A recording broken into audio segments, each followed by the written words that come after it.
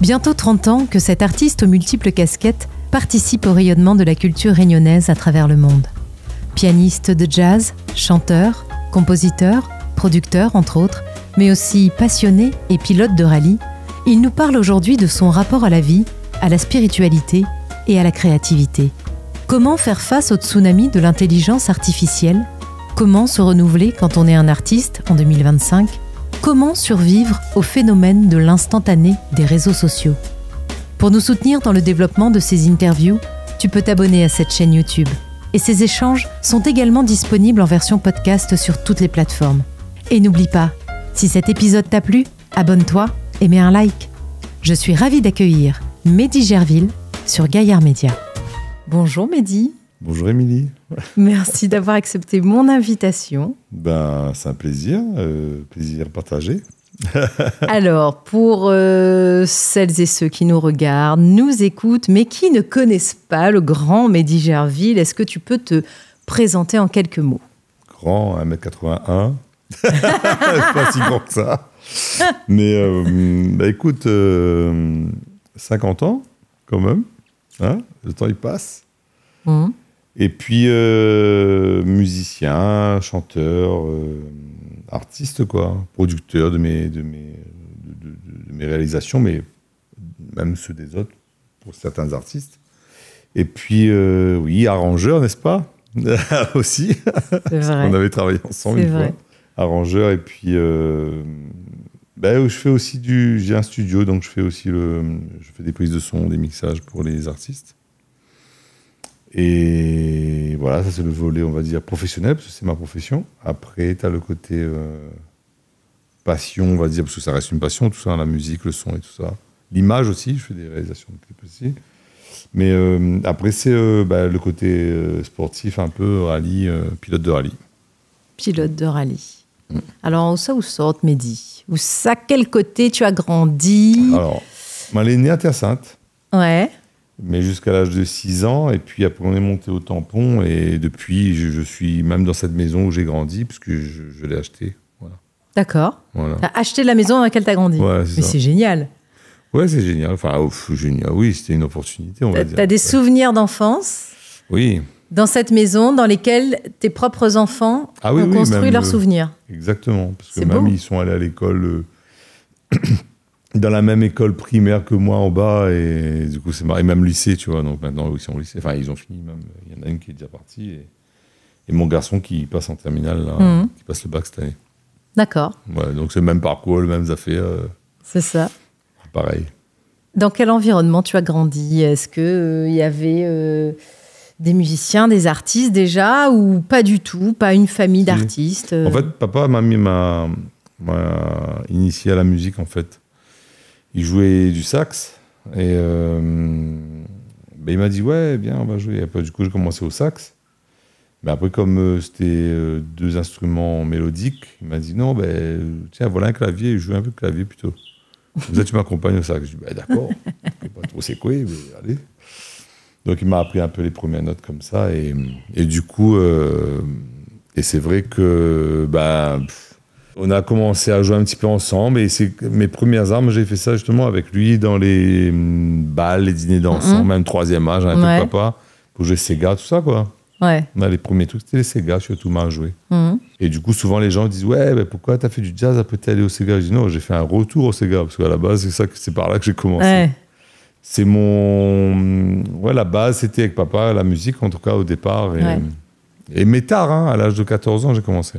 D'accord. Est-ce que tu t'es dit, je vais en faire mon métier, ou est-ce que, comme tous les gamins, tu avais d'autres rêves professionnels dans la tête ? Ah non, moi j'ai découvert la musique, après je suis vraiment tombé fou amoureux de ça, de la musique, du clavier, d'apprendre, de jouer.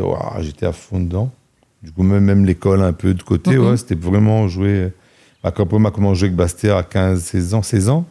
Avec Bastère. Ah oui, jeune alors. Donc très jeune, tu vois. Et là, on faisait des concerts, ça jouait grave avec Bastère. On faisait 5 concerts par semaine, quoi. C'était un truc de dingue. Et donc l'école, il arrivait en cours, on montait à 7h du matin, il rentrait des fois à 3h du matin, après je sais pas combien de concerts dans une soirée, on rentrait au lycée, je dormais en fait. Ouais. C'était n'importe quoi. Enfin. Ouais. Et du coup, à partir de là, effectivement, au lycée, je me suis dit, tiens, je veux faire de la musique mon métier. Ouais, j'aime bien ce que je fais, j'aime bien ne pas trop dormir la nuit, être hyper fatigué le matin. Ouais, si tu veux, c'est pas pour ça, mais c'est parce que je trouvais ça vraiment bien de pouvoir faire de la musique, quoi, tu vois. Ouais. Et comme, a priori, moi, t'es pas trop mauvais dedans, je me dis, bah tiens, on va essayer ça. C'était même pas essayer, je voulais faire ça. Voilà. Ouais. Et donc, juste après le bac, j'avais déjà tout calé pour partir faire une école de jazz à Paris. Et puis, de là, c'est parti, quoi. Ouais. Quelles sont les valeurs avec lesquelles tu as grandi ? Moi, c'est... je pense que j'ai pas très bien réussi ça. Mais disons que c'est les valeurs quand même familiales, hein, où il y avait...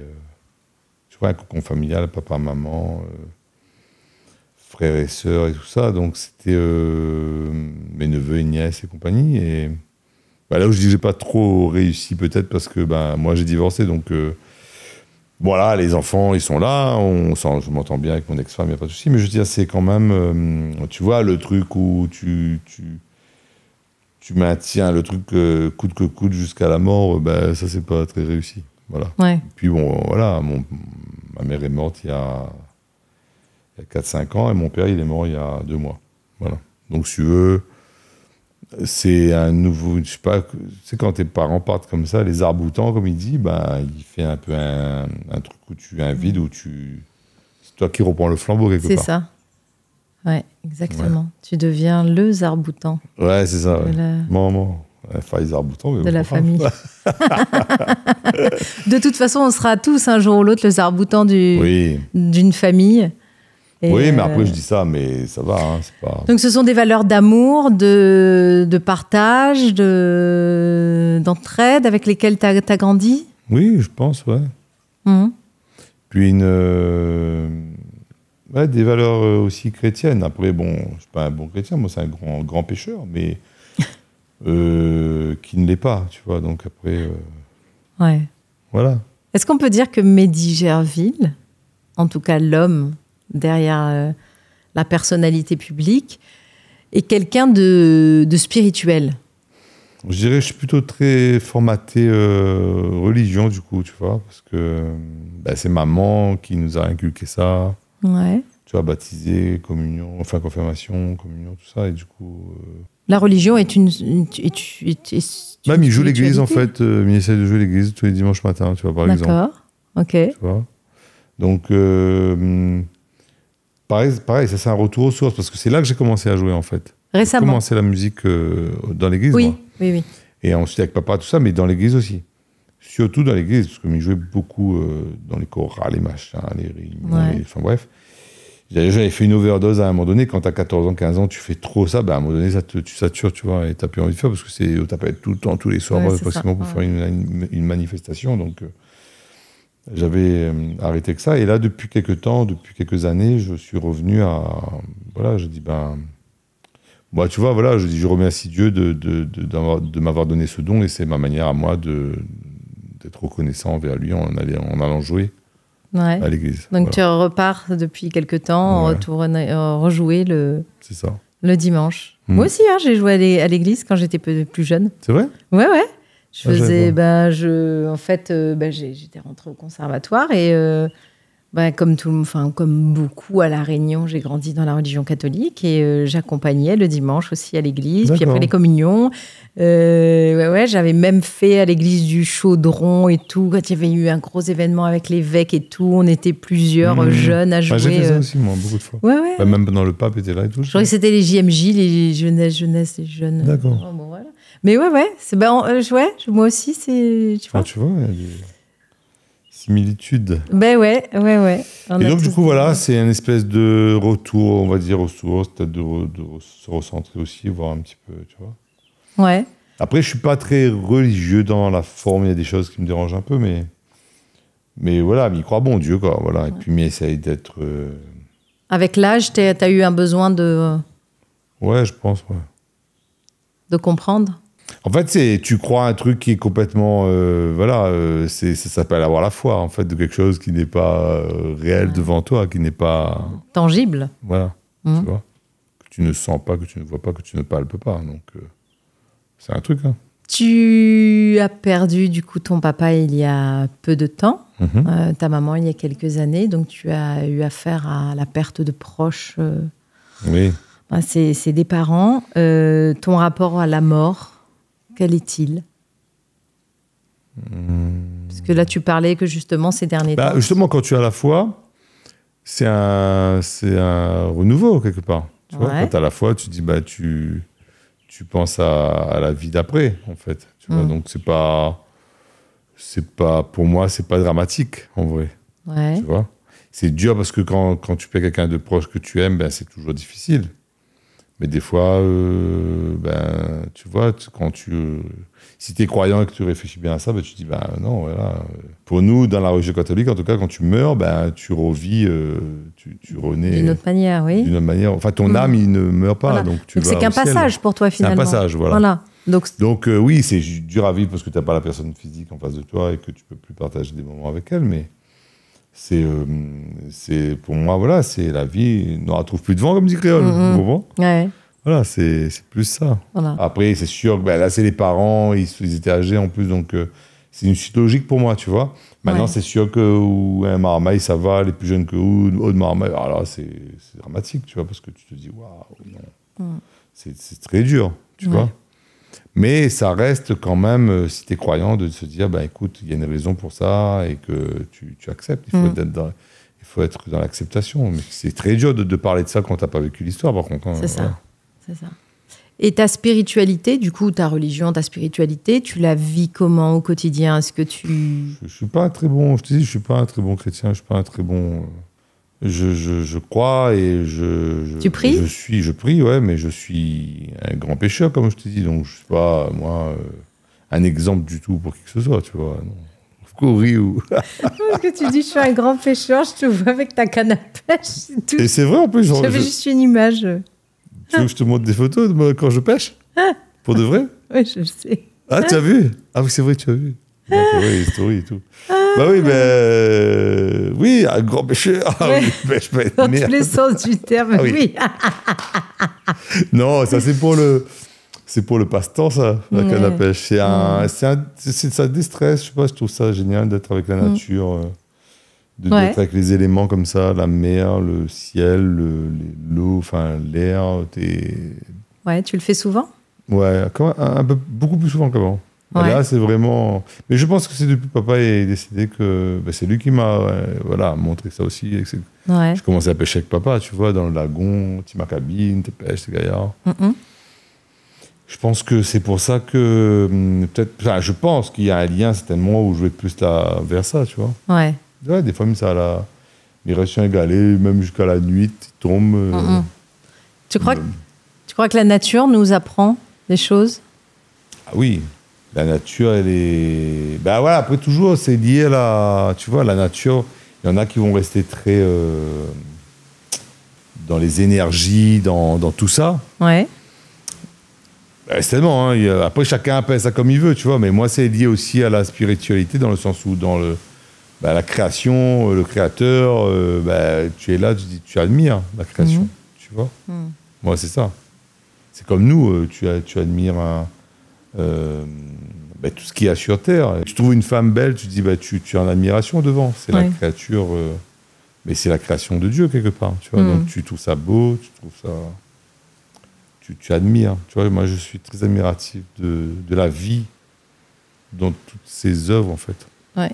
Et de la beauté, du coup? Et de la beauté. De la beauté? De la beauté à tout niveau. Bien sûr. Tu vois, voilà. Bien sûr. Même ce que l'homme crée aussi, c'est beau. Tu vois, l'homme, il crée des choses. Et moi, je dis souvent, les gens me disent, tu vois, ouais, tu composes, comment t'as fait cette chanson-là, machin. Je dis, écoute, causez avec lui là-haut. Parce que moi-même, même pas beaucoup me fait ça, moi. Et des fois, il me dit, ah putain, c'est bien, ça, c'est vrai que.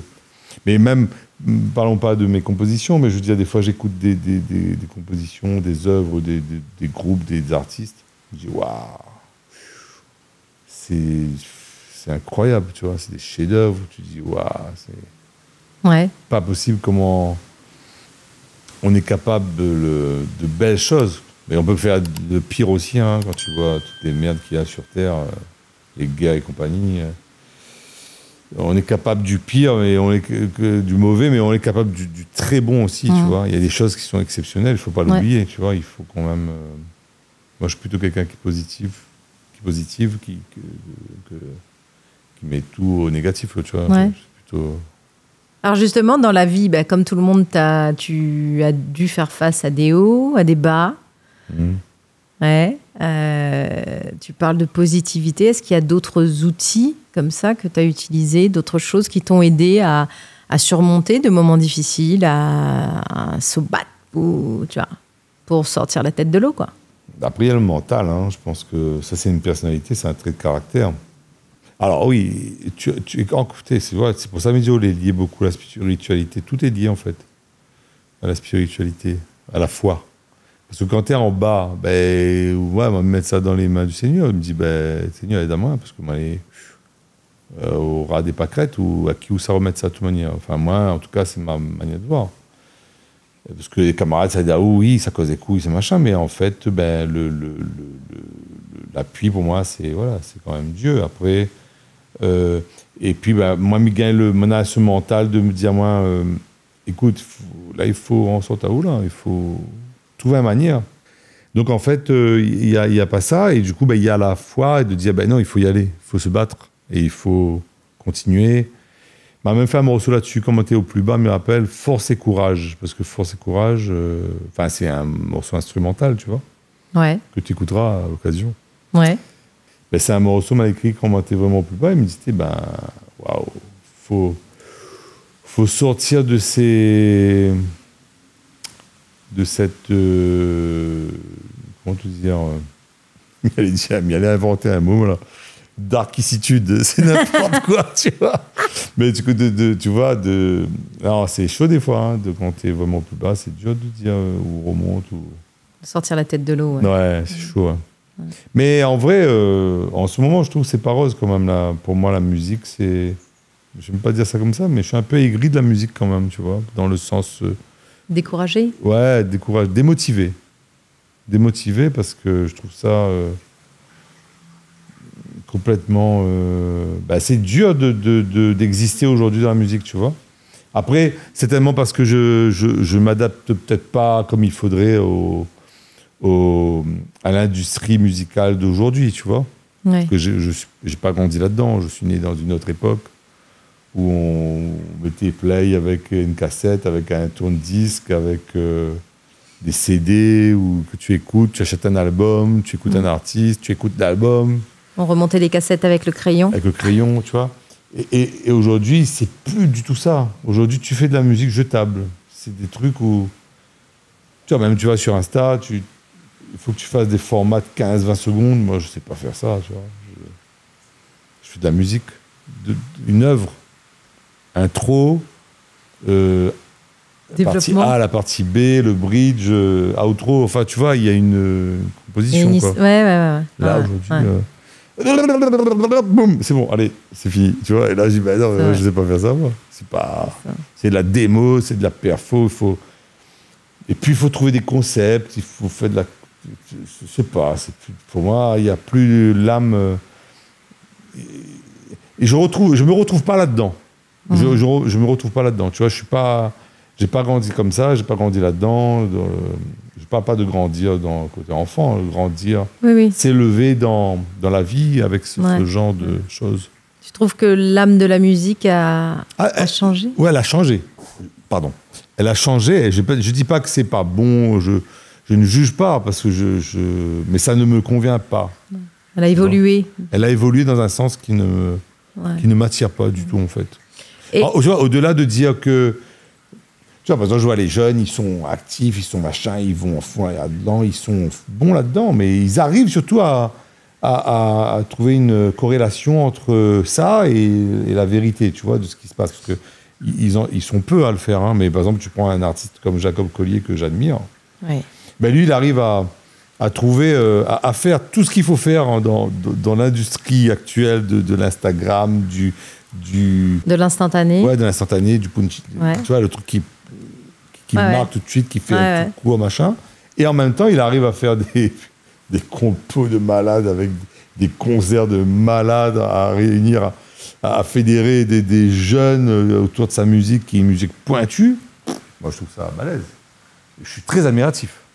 Alors, tu continues quand même parce que tu viens de sortir récemment un nouveau titre. Tu essaies quand même de... À ma grande surprise, j'ai envie de te dire. Alors, tu essaies quand même pas de te renouveler, mais de continuer d'exister. De me renouveler, d'exister aussi de continuer à exister d'une certaine métier, manière. Tu vois, bien donc sûr. J'ai construit quelque chose, tu vois, dans ma carrière. Bien sûr. Un style musical, je parle au niveau, on va dire, plus international, au niveau world jazz, comme ils appellent ça. Esthétique. Oui, une esthétique, une signature musicale. Bien sûr. Tu vois qui fait que, ça, c'est un truc qui est assez hallucinant, c'est que y a des gens qui reprennent ma musique dans le monde entier, qui aiment ma musique, qui m'appellent pour venir jouer chez eux. Tu vois, là, je dois faire un truc en Espagne, en Italie, en Guadeloupe. Enfin, tous les ans, heureusement, tu vois, en Allemagne, j'ai fait ça l'année dernière. Heureusement qu'il y a ce côté-là qui me fait respirer, qui me sauve, tu vois, qui me dit, ouais, c'est pas fini, c'est pas, tu vois. Ouais. Et heureusement qu'il y a encore c'est un marché niche, tu vois, c'est des marchés niches dans le sens où c'est des petits trucs, des choses qui arrivent comme ça, mais ça donne du baume au cœur. Parce que tu dis, tu n'as pas fait tout ça pour rien, finalement, tu vois. Eh oui. Et que ça... Il y a un sens, tu vois. Mais aujourd'hui, c'est vrai que c'est compliqué de tout juste se projeter dans ces choses-là. Après, peut-être l'âge aussi fait que, tu vois, tu as plus la motivation qu'un jeune pourrait avoir pour sortir un truc. Ouais, je sors un truc, je dis, ouais, c'est sympa, mais j'attends plus vraiment rien de tout ça, en fait. Je suis négatif, là, par contre, t'as l'impression, non ? Non, pas du tout, pas du tout. Je réfléchissais, tu me disais juste avant qu'on commence à enregistrer que là, justement, on parlait de se renouveler. Tu t'essayais un nouveau style un petit peu, c'est ça ? Ouais, par hasard, en fait. C'est-à-dire, c'est tombé comme ça. J'avais une compo qui était là. J'ai commencé à l'arranger. Alors là, je suis sorti de ma zone de confort, pour le coup, tu vois. Parce que je suis arrangeur, moi. Mais là, je commençais à arranger le truc et je dis, putain, à la base, pour moi, c'était un Sega. Et là, je dis, je commence à arranger. Je dis, non, c'est un Sega. Et là, je me suis souvenu que j'aimais bien un groupe actuel, enfin un titre surtout actuel. C'est l'héritage de Secteur 410. Ouais. Et donc, je suis allé voir qui faisait la musique, pourquoi, comment, tu vois. Et je regarde dessous, musique, production, DJ Sanjiva. Donc, j'ai regardé sur Internet, j'ai pris son contact, j'ai tapé, ouais, salut, super ce que tu fais et tout, machin, j'aime beaucoup. C'est un côté moderne, tu vois, ils ont côté un peu... Un style ancien, parce que c'est gay, c'est vieux, mais avec un petit côté moderne, tu vois, il y a un son moderne, et ça marche fort en plus en ce moment, pour eux. Et je lui dis, tiens, je vais faire la démarche. Alors moi, tu sors de la zone de confort, là, du coup, parce que je vais demander au gars d'arranger mon morceau, tu vois, c'est un truc de dingue. Après, du coup, super gars, maintenant il s'appelle Sanjiva, plus DJ Sanjiva, parce que c'est moi qui lui ai dit, mais pourquoi tu t'appelles DJ ? Il dit, mais ça c'était avant, quand... C'était jeune et tout, mais t'es pas qu'un DJ, tu es aussi musicien, parce que tu arranges des trucs, tu dis, ouais, c'est vrai, tu crois ? Je dis, ouais, donc maintenant il s'appelle Sanjiva. Il a enlevé DJ. Il a enlevé DJ. Et du coup, super entente, super gars, qui bosse très très bien, qui a une... eux, par exemple, ils sont jeunes, ils font des trucs, mais tous les 2 mois, ils sortent un titre, quoi, les gars. Moi, je suis là... Ouais, c'est ça. Je dis ça, mais en vrai, avant... Je sortais des albums de 15 titres même, et tous les 2 ans. Donc ça revient même plus que ça que je faisais avant. Ouais. Tu vois. Donc je comprends, tu vois, tout ça. Mais moi, j'ai plus la... Bon, bref, en tout cas, je sors ce titre. Avec lui, on a travaillé là-dessus, et on sort le titre avec un des chanteurs de Secteur 410 qui a réalisé le clip. Ou alors, d'habitude, je fais moi-même. Mais là, je dis, tiens, j'aime bien aussi tes images. Donc j'ai tout, tu vois. fait confiance, j'ai lâché prise un peu, et je me suis dit, allez, faisons. Bien que, tu vois, évidemment, j'ai refait le piano sur le truc de Sanjiva, le son. J'ai mixé, par contre, j'aimerais bien mixer quand même. Donc j'ai mixé, j'ai fait le son. Pour avoir toujours ma petite patte, tu vois, quelque part. Et j'ai fait la basse, j'ai fait les 3 petits arrangements, j'ai retouché et tout, mais voilà, sympa. Ouais. Bon. très belle collaboration. Pour parler de tes compositions, justement, là, tu disais que tu avais retrouvé une composition, celle que tu as travaillée avec Sanjiva. Il y a bien un moment où tu t'es dit, tiens, un jour, j'ai envie d'écrire une chanson ou un nouvel album. Comment t'as fait quand tu t'es retrouvé des fois, parce que ça a dû t'arriver, devant des pages blanches, devant des portées blanches, pour te dire, tu sais, où tu t'étais défini un certain objectif en te disant, bon, faut que l'album soit sorti dans 6 mois. Dans quoi tu allais puiser justement pour nourrir ta créativité? Ça marche pas comme ça chez moi. Ah bon? Alors dis-nous tout. Je fais pas de... Je me pose pas pour écrire un album. J'ai déjà des milliers de titres encore déjà en composition dans des trucs. Ouais. Dans des enregistrements que je fais, tu vois, des sauvegardes, des fois sur mon téléphone. Ouais. Et j'écoute, je dis, ah, ça c'est pas mal, tiens, je vais faire un truc avec ça. D'accord. Tu vois? Après, c'est vrai que c'est pas produit, parce que c'est juste une base, une mélodie, une idée, un arrangement, un groove, tu vois, ça part de n'importe quoi. Donc j'ai plein de trucs comme ça. Et puis je choisis, je pioche dedans. D'accord. J'ai des morceaux qui dorment encore, hein, plein. C'est un grand catalogue d'idées. Ouais.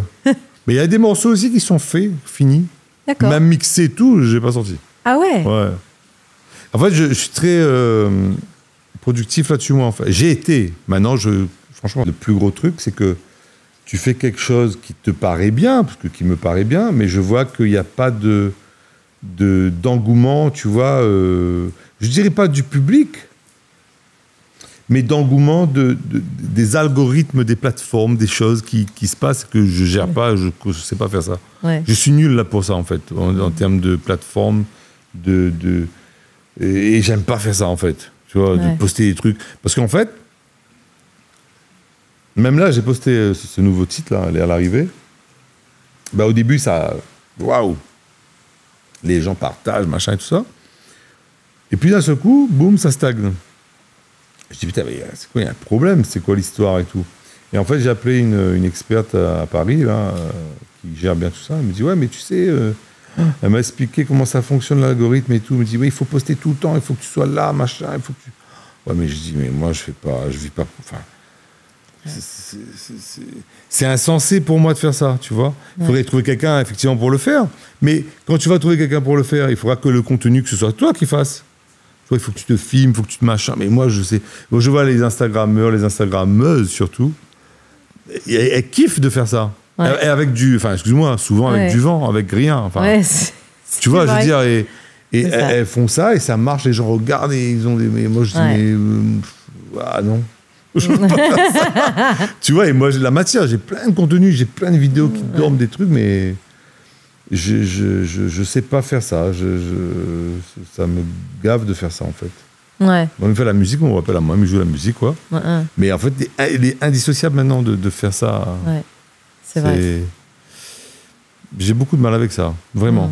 Vraiment, hein, et je sais qu'il faut faire ça, hein, mais je sais pas trop comment gérer l'histoire. C'est compliqué, effectivement, de se positionner dans ce monde qui évolue. Et maintenant, ça évolue vite. Je vois... moi, j'ai une ado à la maison aussi, donc ça évolue vite. Et des fois, on a l'impression d'être dépassé. C'est-à-dire que même si on essaie de se mettre au rythme, on a l'impression que le rythme coaché, c'est quand même en saut. Le tempo, là, il commence à 60. Arrivé à la partie A, t'es déjà à 110. Partie C, t'es à 140. Tu te dis, mais comment ça va finir, quoi, tu vois? Ouais. Ça me démotive complètement, en fait, pour faire quoi que ce soit. Parce que tu sais, quand tu fais quelque chose, tu te donnes du mal, tu fais des choses bien. Moi, j'ai toujours été un perfectionniste, donc j'essaie de bien faire la musique, le machin, le son, les petits oignons, tout. Même un clip, tu sors le truc, et quand tu te dis, putain, tu regardes le nombre de vues et que tu vois les autres qui font des millions de vues, et tu te dis, mais qu'est-ce qui est pas bon, en fait, à ce moment, tu te réfléchis. Bon, c'est sûr que je suis pas dans le truc commercial et tout ça, mais quoique, à l'arrivée, là, c'est un peu commercial quand même, hein, c'est un peu pop actuel, tu vois. Mais bon, j'arrive pas à toucher peut-être le public le jeune public qui, eux, ils vont faire monter les vues comme des malades, qui vont regarder ça 100 fois dans la journée, et forcément... C'est pas le public que moi je touche, tu vois. Ouais. Et qui, eux, le public que je touche, ils sont pas sur le téléphone H24, tu vois. Ouais. Donc en fait, c'est un peu démotivant. Ouais. Tu vois, je prends par exemple l'exemple on a fait le théâtre de Saint-Gilles l'année dernière avec la SWR, qui est un des plus grands big bands du monde, qui m'avait fait venir à Stuttgart pour faire ma musique, tu vois, jouer ma musique, donc arrangée par un arrangeur suédois, avec tout le staff, enfin, gros, des moyens et tout conséquents et tout. On était bien, enfin, moi j'étais bien parce que j'y suis allé tout seul. Et du coup, je les ai fait venir à La Réunion. Enfin, eux, ils ont payé leur billet et tout pour venir et tout. Donc, ils ont beaucoup aimé ma musique. Et donc, on a fait un concert de Saint-Gilles, festival de jazz, jazz en l'air. Jazz en l'air, oui. Et on fait l'ouverture. Et on fait salle comble, théâtre de Saint-Gilles. Donc, génial, tu vois. Moi, j'étais même étonné. Je dis, waouh, quand même, super. Donc, moi, j'ai eu l'idée de produire une vidéo de ce concert avec... une équipe de captation, captation image, captation son, multipiste. Je mixe moi-même, je fais le montage moi-même, parce que je dis, j'ai une boîte de prod pour ça. Je sors le truc, et quand là, je regarde, tout le monde me dit, c'est génial et tout. Oui, mais quand tu regardes sur YouTube, il y a 1 heure de concert. Hein. Enfin, il y a des extraits, mais il y a 1 heure de vidéo. Je sais pas combien de vues il y a, mais c'est faible, quoi. Et tu te dis, mais tout ça, tu t'es donné du mal à faire quelque chose qui me semble, moi, correct. Et même, je sais que les gens qui aiment ma musique, qui aiment le tout, mais j'arrive pas à faire circuler, à faire vivre la vidéo et que plus de monde voit cette vidéo-là. Tu vois, je sais pas comment faire. Même si tu payes un peu de sponsoring, machin, tu sponsorises la vidéo, mais ça marche pas plus que ça. Aujourd'hui, on en est réduit à un nombre de vues. C'est terrible. Un nombre d'abonnés. Est-ce que pour toi, on prend plus assez le temps aujourd'hui de faire les choses, de vivre les choses, d'écouter les choses? Non, moi, du coup, ça me laisse du temps pour faire ça. Vraiment. Toi? Ouais, maintenant, moi, je trouve que je prends du temps à vivre parce que je veux pas me donner du mauvais sang, tu vois, avec toutes ces choses-là qui me répilent quelque part. Alors toi, mais le reste de la société? Ça dépend, hein, parce que quand des fois tu regardes, moi je te dis, les Instagrammeuses, ça t'y fait rire parce que ça t'y prend le temps de faire aller à l'hôtel, de poser les petits machins. T'as l'impression qu'ils vivent une vie de milliardaire où c'est. D'ailleurs, il y a un sketch, je crois, de Foresti qui fait rire là-dessus parce que. Ou de Titoff, je sais plus qui disait ça. Il dit, mais attends, ils ont tous gagné au loto, quoi. Ils sont partis. C'est vrai, tu regardes la vie des gens sur Insta, les gars, ils sont tout le temps en mode chill, tu vois. Ouais. C'est pour ça que tu me disais, on prend pas le temps, mais j'ai l'impression que les gens, ils font que ça. Mais en fait, ils donnent une fausse impression. Ah non, c'est une fausse impression. C'est que c'est qu'un leurre, en fait. C'est que c'est du faux, quoi. Du faux, du fake. C'est du paraître. Des paillettes, c'est des Ouais. Mais tu trouves pas que maintenant, c'est beaucoup comme ça? Si, complètement. C'est incroyable. Si, je suis complètement d'accord. Et le problème, c'est que ça fait croire à nos jeunes que... Eh oui, et la vie, c'est ça aujourd'hui. Les jeunes, ils veulent plus... tu me dis, parce qu'avant, mais en fait, les gens, ils profitent d'un truc qui est complètement... Enfin, ils veulent vivre ce truc-là qui est complètement faux, en fait. C'est incroyable. T'as confiance quand même en l'avenir, Pas trop, parce que je me dis, où on va, en fait. On est beaucoup dans l'irréel, T'imagines ce qui se passe là, avec l'IA? Les gens, ils consultent l'IA pour écrire des messages, pour écrire des mails, pour monter des dossiers, pour faire... L'homme devient inutile. Inutile. L'homme n'a plus besoin de penser. Non, besoin de réfléchir. En fait, les gars, à la fin, ils sont comme moutons. Mais déjà, moi, j'ai vu, pendant le Covid, les gens, ils étaient moutons, mais à un niveau. Mais waouh, les gars, mais c'est un truc de dingue. Après, tu trouves drôle pourquoi l'autre, il fait ce qu'il veut aujourd'hui. Enfin, là-haut, là, tu vois. Il décide de faire ça, les gars, ils causent, il s'en fout. En fait, tout le monde peut dire ce qu'il veut, et lui, il a décidé de faire ça, il va faire ça. Hein. C'est ça. Et tout le monde est mouton, en fait. Tout le monde est mouton. Donc, si tu veux, je vois pas ça d'un très bon œil. Hein. C'est vrai. Ouais. Et l'IA, là, dans tous les corps de métier, ça prend une tournure assez inquiétante. Ouais. Et dans la musique, là, t'as arrivé à faire? Moi, j'ai fait un truc comme ça pour regarder. Ouais. Et d'ailleurs, j'ai pris le texte, en fait. J'ai pris le texte de... parce qu'il te dit, voulez-vous faire une musique? Je sais pas quoi. Je dis, oui, allez, fais une musique, on va voir ce que ça donne, tu vois. Et je dis, et le texte, c'est avec l'IA, notre avenir est foutu, je sais pas quoi. Mais il a fait un truc monstrueux. C'était... Ah ouais? Ah ouais, il sort la musique, je dis, mais non. Et toi, tu vas faire ça. Il a pris 30 secondes. Mais toi, il est produit, hein, le truc avec la basse, la batterie, l'arrangement, le son prêt à sortir sur les plateformes. Hein. Et là, tu fais ça, waouh. Je crois que ça a pris 3 minutes. Non, pas 30 secondes, 3 minutes. Il calcule le truc et tout, il sort, il te met ta voix et tout, si tu veux. Ouais, truc de dingue. Tu vas te battre contre qui après? Ouais. Explique. C'est clair. C'est démoralisant un peu quand même. Hein. C'est ça. T'imagines tout ce qu'il y a aujourd'hui, les métiers, tu vois, qui créent les, je sais pas, les logos, les machins, Il y a une boîte de pub qui m'a appelé pour... Alors écoute ça, hein, c'est un truc de dingue. Hein. Une boîte de pub pour un concert. Ils veulent un concert, il y a une société qui fait une grosse soirée, et ils veulent un concert à Medi-Gerville pendant... Je dis ok, ben pourquoi pas, machin, tout ça. Et à la fin, je sais pas pourquoi j'arrive là-dessus.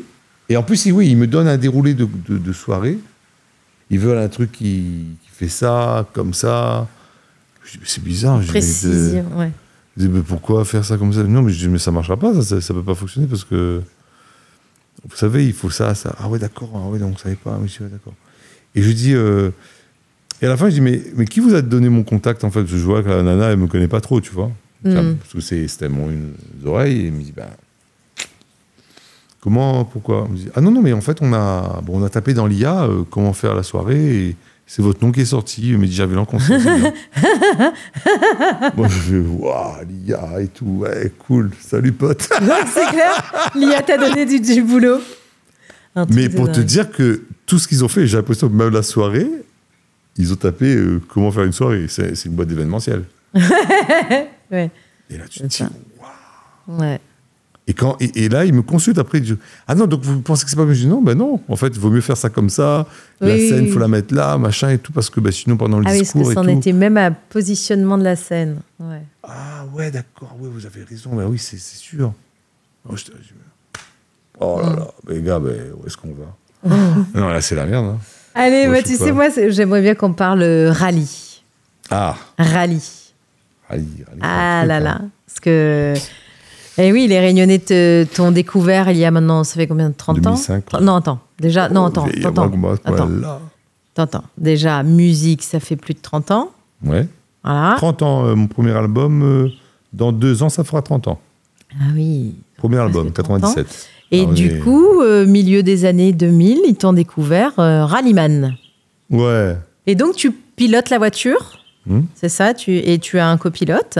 Comment est venue cette passion un petit peu? Ça sort d'où, ça? Ça, c'est un truc qu'on a découvert avec mon ex-femme à l'époque, enfin, avec ma future femme qui est devenue mon ex-femme. On était rentré dans une rue qui était bouchée pour entrer là où on habitait. Et du coup, t'es jeune, hein, 21 ans. Et il nous bute sur cette route qui est fermée. Et il nous dit, c'est quoi? Il dit, un rallye. Il me dit, enfin, carré, il n'a pas rien pour faire une savoir. Le choc. J'ai eu peur même parce que les premières voitures, ça fait un boucan. Et j'étais, mais c'est quoi? Et puis, surpris de trucs, tu vois, je vois des gens que je connaissais qui étaient au lycée avec moi dedans, qui sont pilotes et tout. Je dis, ouais, putain. D'ailleurs, je me rappelle, je voyais un gars que je connaissais qui était pilote, effectivement. Et maintenant, c'est lui qui me regarde passer sur le bord de la route. Et du coup, passion, je rencontre après un pilote, Johnny Picard, qui m'a initié à ça, qui m'a fait essayer des voitures et tout ça. Et du coup, voilà, je suis tombé dedans, et là, passion dévorante. Ah ouais? Ah ouais. Ça, c'est comme il dit, c'est les gars, tout le monde qui dit, il fait de rallye, c'est une drogue, tu as bu la piqûre, et c'est... Ah ouais.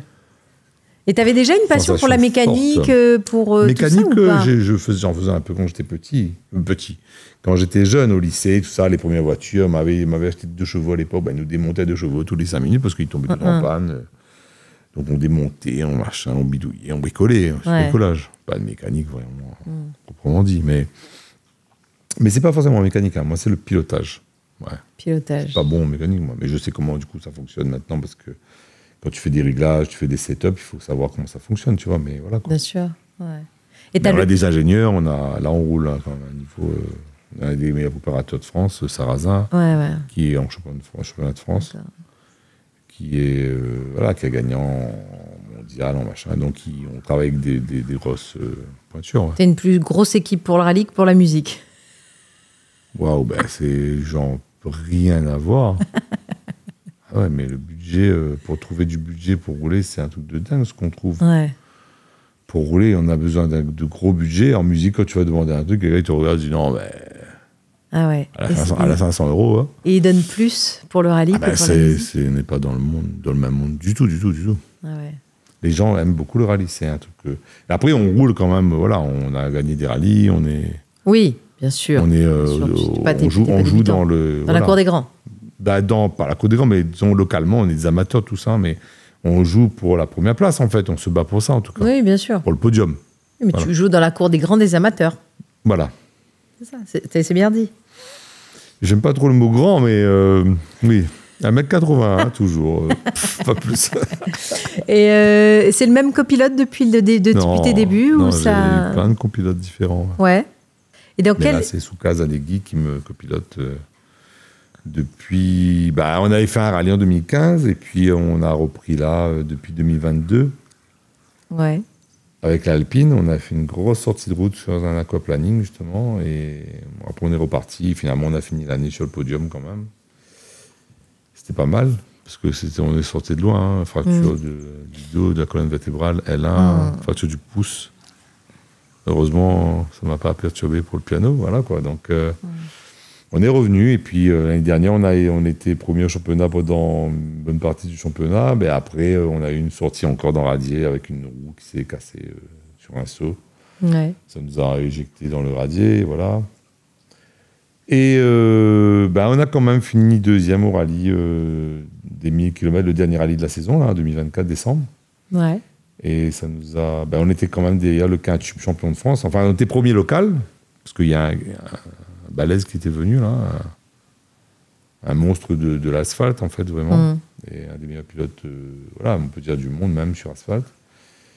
Et on était quand même pas trop loin de lui à l'arrivée, finalement. Enfin, un 6/10 au kill, c'est pas beaucoup dans le jargon, on va dire. Ouais, j'y connais que dalle. Hein. Voilà, c'est bien. On était très contents de nos résultats. Par contre, il y a peut-être des gens qui regarderont, qui s'y connaissent un peu. Et du coup, fan de vitesse, mais du coup, tu regardes tout ce qui est Formule 1 et tout ça ? Je suis moins Formule 1, j'avoue. Ouais. C'est vrai que je suis très rallye, rallye. Rallye, mais pourquoi ? Parce que t'es dans le chemin, quoi. Dans le chemin. Donc, la boue, la terre, le gravier ou l'imprévu. Les notes. Parce que dans une F1, t'as pas les notes, tu vois, donc t'as pas de copilote. Là, t'as les notes, gauche à fond, droite à fond, frein, tu vois. Il y a plein de notes que tu donnes et que j'aime bien ce truc-là. D'accord. C'est très particulier. Donc finalement, tu continues à avoir une adrénaline grâce à tes courses de rallye, mais dans ta vie, tu prends un peu plus le temps aujourd'hui. Ouais, je prends le temps, pas trop le temps, mais disons, j'ai essayé d'apprécier les vraies choses, tu vois. Faire un beau café de bois ou du camarade, viens nous manger un coup ensemble, nous passe des bons moments ensemble. C'est gagnant, ça. Ouais. Bonnes affaires comme ça. Un petit peu la pêche, ou assis sur un roche, ou là, on contemple. C'est ça. Contemple la création. Voilà. Pour revenir. C'est ça. On arrive sur la fin de notre échange, Mehdi. Ouais, Ton actu en ce moment, où est-ce qu'on peut te retrouver ? Sur les routes, sur scène ? Ah oui. Mon actu, là, c'est le premier rallye de la saison. Déjà, c'est le rallye de la petite île. Ce week-end. Ouais. Et on verra. On espère être bien placé. On espère ne pas faire de bêtises. On espère rester sur la route. Là, quand le temps est comme ça, tu sais, ça devient très compliqué. Donc, voilà. On va tenter de bien faire. On avait gagné ce rallye l'année dernière. Donc, on va essayer de réitérer. Ouais. C'est le but. Ouais. On va pas se le cacher. Hein. Là, aujourd'hui, oui, c'est vraiment le but. Après, même si on est bien placé quand même podium, c'est quand même marqué de gros points pour le championnat. Après, voilà, j'ai une petite date à la médiathèque du Tampon le 30 avril pour le Jazz Day, là, le International Jazz Day. Yes. Et après, j'ai 2-3 trucs de prévus, mais c'est plus à l'international. Ouais. On peut te retrouver de toute façon, toute ton actu sur tes réseaux sociaux. Ouais, sur mes pages Facebook. Instagram aussi. Instagram, ouais. J'ai un site, mehdijanville.com. Mais bon, voilà, pareil, il faut mettre à jour. Je ne suis pas très fort pour ça. Mais oui, surtout sur ma page Mehdi Janville, ouais. D'accord. Mehdi Janville en majuscule, parce qu'il y a plein de gens Ouais. qui s'amusent, je sais pas pourquoi. Mais j'ai l'impression que toutes les semaines, il y a une nouvelle page, Mehdi qui se crée fake, quoi. Et maintenant, j'écris à Facebook, ils me disent, je signale, je dis, bah, c'est moi, il y a ma photo, il y a mon nom, mais c'est pas moi qui ai créé ça. Ouais. Je dis, usurpation d'identité, ils disent, non, bah, après contrôle, il n'y a aucun problème, en fait. Donc, cette page, je dis, bah, écoutez, qu'est-ce que tu veux faire? Ouais. Je sais pas, tu vas voir, en tout cas... Mehdi Javil en majuscule, c'est ma page Mehdi Javil, et là, il y aura les informations s'il y a des choses à faire. Officielle. Et puis, pour le rallye, c'est Team l'effet Mehdi. Ça marche super fort, par contre. Ça marche beaucoup plus fort que la musique. Hein. C'est un truc de dingue. Ah oui, je passe une vidéo, ça fait 100 000 vues. Ah non, c'est un truc de... Ouais, c'est fou. Mais pourquoi tu poses pas une vidéo de rallye avec ta musique?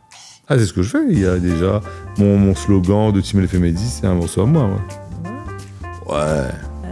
En tout cas, oui, c'est un truc de dingue, là, le rallye. Donc, Team l'effet Mehdi pour le côté rallye. Ok. Team l'effet Mehdi sur Facebook et Instagram ou pas? aussi, oui. Ok. Et sinon, mais Instagram, c'est pas trop bien exploité. Mais alors, c'est un autre Facebook, public, ça marche bien. Ouais. C'est un autre public que Facebook. Ouais, je sais pas faire. Plus actuel. Je sais pas faire. Mehdi. Il y a des gens qui veulent se joindre à nous pour cette aventure. Voilà. Il y a bien quelqu'un qui gère en ce moment. Voilà, quoi. Message lancé. Dernière question, Mehdi. Que ça les gaillards dans votre vie aujourd'hui? Que ça les gaillards dans ma vie aujourd'hui? Oui, quand même, de pouvoir faire découvrir sur une... J'appelle ça une Rallye 2, c'est la WRC2, c'est la catégorie Rennes ici à La Réunion. Ouais. Et la deuxième catégorie en mondial, parce qu'il y a WRC1, nous on est en WRC2. Mais ça reste quand même une voiture qui court en championnat du monde, qui est une voiture usine, qui est un top level. Alors ça, c'est le rêve de tout pilote, en fait, tu vois. Donc j'ai cette chance de pouvoir vivre ça. Je remercie tous mes partenaires, d'ailleurs, parce que sans eux, on ne serait pas là. Je remercie mon ami Soukar, qui a aussi qui bosse beaucoup pour ça, et toute l'équipe qui nous suit. Donc ça, c'est quelque chose d'extraordinaire. Et puis de pouvoir jouer aussi ma musique, comme je l'ai fait l'année dernière, un peu mondialement comme ça, tu vois, c'est extraordinaire, avec des musiciens de renom. C'est un truc de dingue, de pouvoir faire ça. C'est génial. Donc voilà. Eh bien, merci en tout cas d'avoir fait la route et d'être venu jusqu'à nous. Et à bientôt, Mehdi. À bientôt, Émilie.